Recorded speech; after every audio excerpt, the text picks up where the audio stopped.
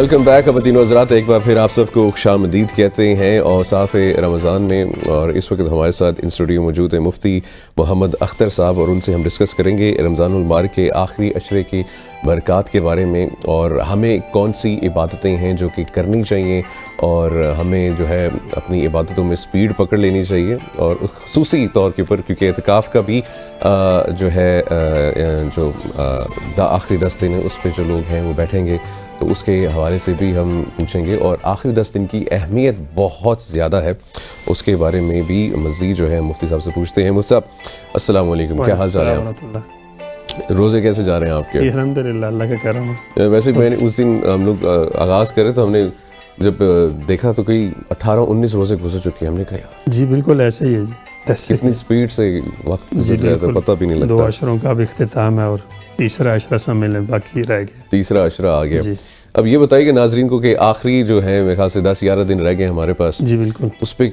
کیسے جو ہے نا کمر کس لیں اپنی عبادتوں کے لیے، ذکر کے لیے، کیا کیا کرنا چاہیے؟ جی بسم اللہ الرحمن الرحیم، نحمد و نصلی علی رسول الکریم، اما بعد. دیکھیں جی، میں اپنے تمام سننے والوں سے یہ درخواست کروں گا کہ رمضان المبارک کو تو ویسے پورا مہینہ ہی جو ہے باعث برکت ہے، باعث نجات ہے، باعث سعادت ہے. بے شک بہت ساری بخششوں کو، بہت ساری برکات کو، فضائل کو یہ لے کے ہر سال اللہ تعالیٰ امت کو نصیب کرتے ہیں. لیکن بالخصوص جو آخری عشرہ ہے، یہ آخری عشرہ کچھ چیزوں کے حوالے سے زیادہ باعث برکت اور باعث سعادت ہے. اور اس میں جو 3 چیزوں کا میں تذکرہ کروں گا جو حدیث قرآن و سنت کے حوالے سے ہیں. ایک تو اس میں لیلۃ القدر کی تلاش ہے، بالکل، جو مستقل ایک عبادت ہے، اور جس کو قرآن کریم میں لیلۃ القدر خیر من الف شہر کہا گیا. یعنی اگر ایک رات کی عبادت گویا کہ 1000 مہینوں کی عبادت سے بڑھ کے ہے. سبحان اللہ. اور حدیث میں آتا ہے کہ یہ اس لیے ہوا کہ جب حضور اقدس صلی اللہ علیہ وسلم نے پہلی قوموں کا تذکرہ کیا کہ ان کی عمریں زیادہ تھی اور وہ لوگ 200 سال 300 سال 150 سال زندہ رہتے تھے اور عبادت کرتے تھے، اور قوم نوح کی عمر تو 1000 سال کے قریب بھی بتائی جاتی ہے روایات میں. تو پھر اللہ تعالیٰ نے اس امت پہ یہ کرم اور انعام کیا کہ ہر سال رمضان میں ایک ایسی رات دے دی، اور رمضان کے آخری عشرے میں دے دی، کہ جس میں کوئی بھی شخص کسی بھی اعتبار سے، حدیث میں آتا ہے کہ بیٹھے کھڑے لیٹے جس حالت میں بھی وہ اللہ کی عبادت میں ہے، تو اللہ تعالیٰ اس کے نامہ عمل میں 1000 مہینے کی عبادت کو لکھ رہے ہیں. کچھ بھی ذکر بھی کچھ بھی ہو سکتا ہے، کچھ بھی کر رہا ہے، بس وہ عبادت میں ہونا چاہیے. ٹھیک ہے. تنزل الملائکۃ والروح فیہا باذن ربہم من کل امر سلام. اب یہاں بھی کئی فرشتے آتے ہیں، جبریل امین کی مائیت میں آتے ہیں. حدیث میں آتا ہے کہ وہ ایک جھنڈے کو لے کے آتے ہیں، بیت اللہ پہ نصب کرتے ہیں، اور ساری دنیا میں فرشتوں کو کہتے ہیں پھیل جاؤ، اور جو شخص جس اعتبار سے بھی عبادت کر رہا ہے اسے اللہ کا سلام عرض کرو. کیا بات ہے؟ اسے اللہ کا سلام عرض کرو، اسے سلامتی دو، اسے عافیت کا پیغام دو، اسے کامیابی کا پیغام دو. من کل امر میں علماء نے لکھا ہے کہ تمام خیر کے امور وہ فرشتے لے کے آتے ہیں آسمانوں سے. تو اب ظاہر ہے کہ دیکھیں، خیر کے امور فرشتے تو لے کے آ رہے ہیں، لیکن وہ خیر کی امور لینے والا کوئی نہ ہو. اچھا، یہ آخری 10 دنوں کے بارے میں ہے یا لیلۃ القدر کے بارے میں؟ یہ آخری 10 دنوں کی جو 5 راتیں ہیں، جو طاق راتیں، ان طاقوں میں کوئی ایک لیلۃ القدر ہوگی. ٹھیک ہے. آخری 5 دنوں کی؟ جی 5 دنوں میں. آخری 10 دن کی نہیں؟ جی آخری 10 دن نہیں، آخری 5 کی طاق راتیں جو ہیں. ٹھیک ہے. ٹھیک ہے. اب حضور اقدس صلی اللہ علیہ وسلم کا جو اگر ہم عمل دیکھیں تو وہ یہ تھا کہ آپ نے فرمایا میں نے پہلے عشرے کا اعتکاف کیا، میں نے دوسرے کا کیا، پھر مجھے بتانے والے فرشتے نے بتایا کہ آپ لیلۃ القدر کی تلاش میں، اور وہ آخر میں ملے گی. اور جب حضور فرماتے ہیں مجھے ملی تو وہ 21ویں رات تھی. اور آپ صلی اللہ علیہ وسلم فرماتے ہیں کہ مجھے اس کی علامت یہ بتائی گئی کہ میں صبح فجر میں جو میں نے نماز پڑھی تو میں کیچڑ میں سجدہ کیا، اور وہ کیچڑ کی جو مٹی ہے میری پیشانی پہ لگی. صحابی کہتے ہیں کہ بالکل ایسا ہی ہوا کہ 21ویں رات کی جب صبح فجر ہوئی تو ہلکی بارش سے مسجد نبوی چھپر کی تھی وہ ٹپک پڑی اور نیچے کیچڑ بنا، اور حضور نے فجر کا جو سجدہ تھا وہ کیچڑ میں کیا. پھر آپ صلی اللہ علیہ وسلم نے ارشاد فرمایا میری امت کے لوگوں، اب تم لیلۃ القدر کو آخری عشرے کی طاق راتوں میں تلاش کرو. اب ایک تو آخری عشرے کے حوالے سے لیلۃ القدر کی عبادت ہے جو انتہائی عام، انتہائی اہمیت کی حامل، انتہائی شاندار اور انتہائی کامیابیوں کو سمیٹے ہوئے، جو ان میں تاریخیں 21 23 25 27 اور 29. ایک تو یہ 5 راتیں. دوسرا یہاں میں کچھ 2 غلط فہمیوں کا تذکرہ کروں گا لیلۃ القدر میں، پھر ہم آگے چلیں گے۔ ایک غلط فہمی یہ ہے کہ لوگ یہ سمجھتے ہیں کہ شاید لیلۃ القدر میں ہمیں کچھ چیز نظر آنی چاہیے۔ اب یہ نظر آنا ضروری نہیں ہے، علامات کی علامات یعنی نظر آنی چاہیے۔ پہلی بات تو یہ ہے کہ ہر آدمی کا ایمان، تقوی، طہارت، نیکی اپنے درجے کی ہوتی ہے، اور دوسرا حدیث میں کوئی اس کا نظر آنا، کوئی علامات کوئی ضروری نہیں ہے۔ ٹھیک ہے، آپ عبادت میں ہیں، آپ ذکر میں ہیں، آپ تسبیحات میں ہیں، آپ تلاوت میں ہیں، آپ صدقہ خیرات میں ہیں، تو آپ لیلۃ القدر کے اجر کو پانے والے ہیں، ایک بات۔ اور دوسری بات یہ کہ بسا اوقات ہمارے معاشرے میں لوگ یہ سمجھتے ہیں کہ شاید کوئی ایک لمحہ لیلۃ القدر ہے، جو رات لیلۃ القدر ہوگی وہ ایک لمحہ ہوگا، تو وہ ایک لمحہ نہیں ہے۔ یہ ہمارے سننے والے بھی اس کو ذرا اپنے ذہن نشین کر لیں کہ وہ پوری رات لیلۃ القدر ہے، جس کا آغاز افطار سے شروع ہوگا اور صبح سحری پہ اختتام ہوگا۔ اور سورۃ القدر میں یہی کہا جا رہا ہے کہ سلام یا حتی مطلع الفجر، یہ سلامتی ہے، اور یہ سلامتی کا عمل فجر کے طلوع ہونے تک رہے گا، عشاء کے بعد، مغرب سے، افطار سے ہی ہوا ہے کہ رات کا آغاز ہے، چونکہ شرعی رات چونکہ افطار سے شروع ہوتی ہے، تو افطار سے شروع ہو جائے گی یہ، اور فجر کے طلوع ہونے تک، فجر سے طلوع ہونے کا مطلب کہ سحری کی اختتام تک پوری رات گویا کہ لیلۃ القدر ہوگی۔ ٹھیک ہے، تو ایک تو ہمارے سننے والے ظاہر ہے اس بات کو بھی ذہن نشین کر لیں۔ تو آخری عشرے میں ایک تو عمل لیلۃ القدر کا ہے، پھر دوسرا جو عبادت ہے وہ پوری سال سے ہٹ کے ایک منفرد عبادت، وہ ہے اعتکاف کی عبادت ہے۔ یار یہ سنت بھی ہے، کچھ حضرات تھوڑے دنوں کے لیے بیٹھیں تو وہ نفل بھی بن جاتا ہے، اگر وہ پورے وقت کے لیے بیٹھیں کہ 20 کی شام کو بیٹھیں اور عید کا چاند نظر آنے پہ اٹھیں تو یہ سنت بن جائے گا۔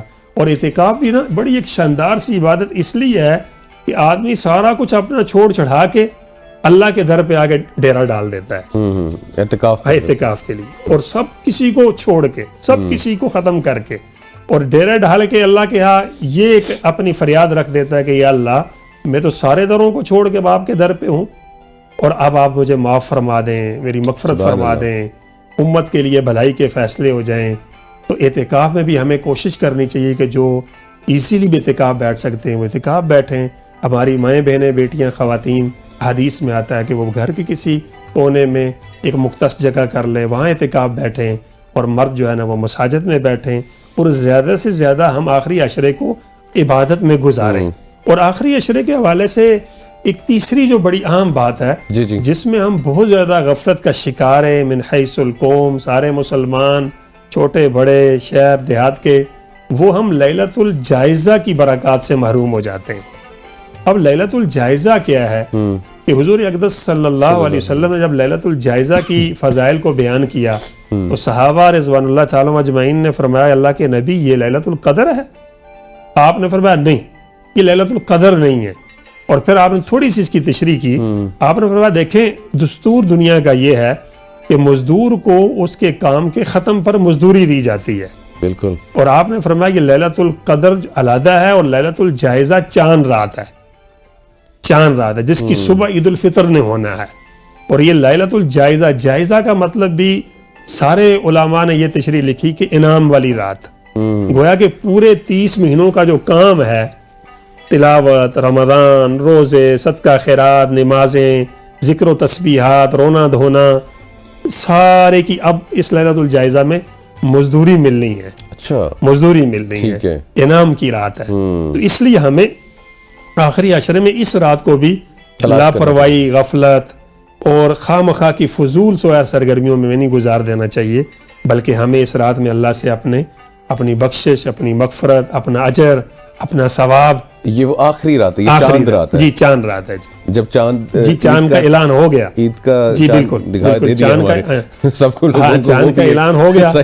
اب چاند کا اعلان ہونے پہ تو ہم تو سارے کھانے پینے، کپڑے اور عید کی تیاریوں میں لگ جاتے ہیں، اور کچھ ہمارے اندر عبادت کے اعتبار سے تھوڑی سی سستی آ جاتی ہے۔ یہ بڑی پیاری بات ہے، جی سستی آ جاتی ہے چونکہ ہم وہ اس خوشی میں چلے جاتے ہیں کہ اب صبح عید ہونی ہے، بچے اپنی تیاری میں، خواتین اپنی تیاری میں، مرد اپنی تیاری میں۔ لیکن یہ جو چاند رات ہے اور پھر اگلا جو صبح کا عید الفطر کا دن ہے، یہ دونوں بڑے مبارک دن اور رات ہیں، بڑے مبارک دن اور رات ہیں۔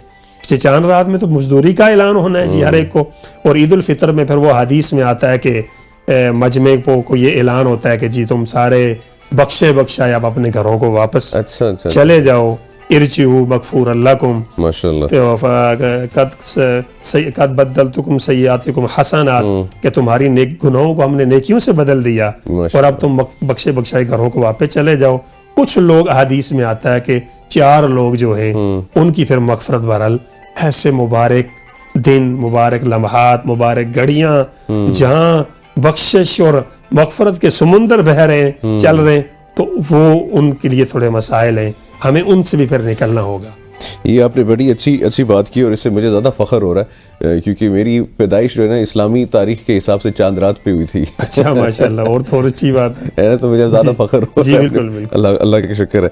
अच्छा, मैं यहाँ पे चाहूँगा कि आपने ईद का जिक्र किया और चांद रात का जिक्र किया, तो लोग जो है इबादत को भूल जाते हैं और वो अपनी नॉर्मल लाइफ है ना एकदम से चुटकी में ना वापस आ जाते हैं। मतलब अभी हम लोग रोजे से पहले नाते सुन रहे होंगे, जैसे चांद दिखाई देगा सारे म्यूजिक सही रोडों के ऊपर सब कुछ डांस सब कुछ स्टार्ट हो जाएगा। ईद के बारे में, ईद कैसे सेलिब्रेट करनी चाहिए, ये भी थोड़ा सा मुझे बता दें। देखें, ईद हमें पहली बात तो यह है कि हम लैलतुल जायज़ा जो चांद रात है उसकी बरक़ात से महरूम ना हो।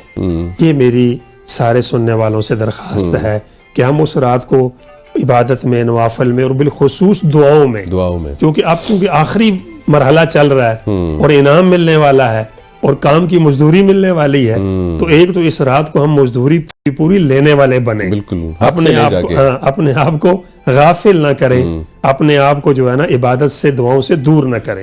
और दूसरा फिर जो अगला दिन है ईद उल फितर का, ईद उल फितर का दिन भी ना उसकी बरक़ात भी शाम मगरब तक रहेंगी, मगरब तक रहेंगी, क्योंकि शरई दिन वो मगरब से मगरब होता है, मगरब से मगरब है, ठीक है, तो मगरब तक रहेंगी। हमारे ज़हन में तो सर ये होता है कि चले सुबह 7-8 बजे ईद पढ़ ली और फिर पूरा दिन फिर हम दाएं बाएं की सरगर्मियों में निकल गए और फिर फर्ज नमाज भी बसा औकात सुस्ती गफलत की वजह से रह जाती है। मुफ्ती साहब बहुत बहुत शुक्रिया। मुफ्ती मोहम्मद अख्तर साहब, आपसे गुफ्तगू करके बड़ा अच्छा लगा और आपने जो स्पेशली जो आखिरी रात है लैलतुल जायज़ा की जो रात है ख़वातीन हज़रात, वो हमने मिस नहीं कर रही। चांद रात है बेसिकली और वो है जी मजदूरी लेने का दिल। और जिस दिन हमने पूरा रमज़ान जो मेहनतें की हैं, इबादतें की हैं, जो अल्लाह पाक कबूल फरमाए हमारी टूटी फूटी इबादतों को, उसका जो है मजदूरी लेने का दिल है लैलतुल जायज़ा जो चांद रात है। तो चांद रात को आपने इबादतें और दुआएं जो है वो ज़रूर करनी है। और इसी नोट के साथ ख़वातीन हज़रात यहाँ हम शामिल करेंगे एक ब्रेक। आप देखते रहिए और साफ़ रमज़ान।